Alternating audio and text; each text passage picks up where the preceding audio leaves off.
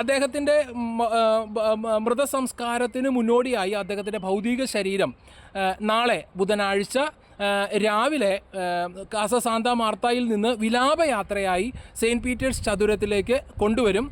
Saint Peter's ചതുരത്തിൽ കൊണ്ടുവരുന്ന മൃതദേഹം ഈ വിലാപയാത്ര സെയിൻറ്റ് പീറ്റേഴ്സ് ചതുരത്തിൽ നിന്ന് ബസിലിക്ക സാൻ പിയത്രോ, അതായത് വിശുദ്ധ പത്രോസിൻ്റെ ബസിലിക്കയിലേക്ക്, ഇവിടെ അകത്തേക്ക് പ്രധാന വാതിൽ വഴി അദ്ദേഹത്തിൻ്റെ ഭൗതിക ശരീരം ബസിലിക്കയ്ക്ക് അകത്തേക്ക് കൊണ്ടുവരും.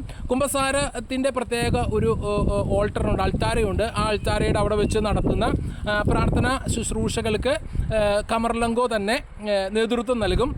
അതിനുശേഷം പൊതുവായിട്ടുള്ള ആളുകൾക്ക് കാണാനുള്ള അവസരമുണ്ട്. ഒരു പരസ്യമായി ആളുകൾക്ക് കാണാൻ ഒരു പൊതു ദർശനം ആളുകൾക്ക് കാണുന്നതിന് വേണ്ടി ശനിയാഴ്ച വരെ ഈ പൊതുദർശനം തുടരുമെന്ന് വത്തിക്കാൻ അറിയിക്കുന്നുണ്ട്. അപ്പോൾ ഇവിടെ ധാരാളം ആളുകളാണ് വത്തിക്കാൻ സെയിൻറ്റ് പീറ്റേഴ്സ് ചതുരത്തിലും അതിനോടനുബന്ധിച്ചും പരിശുദ്ധ പിതാവിൻ്റെ മൃതദേഹം ഒരു നോക്ക് കാണുന്നതിനും അവസാനമായി അദ്ദേഹത്തിന് ആദരാഞ്ജലികൾ അർപ്പിക്കുന്നതിനും വേണ്ടി, അദ്ദേഹത്തിന് വേണ്ടി പ്രാർത്ഥിക്കുന്നതിനും വേണ്ടി ആയിരങ്ങളല്ല പതിനായിരങ്ങൾ ആണ് ഓരോ നിമിഷവും വത്തിക്കാൻ ചതുരത്തിലേക്ക് കടന്നു വന്നുകൊണ്ടിരിക്കുന്നത്. വലിയൊരു മാധ്യമങ്ങളുടെ ഒരു വലിയ നീണ്ട നിരയും ഇവിടെയുണ്ട്.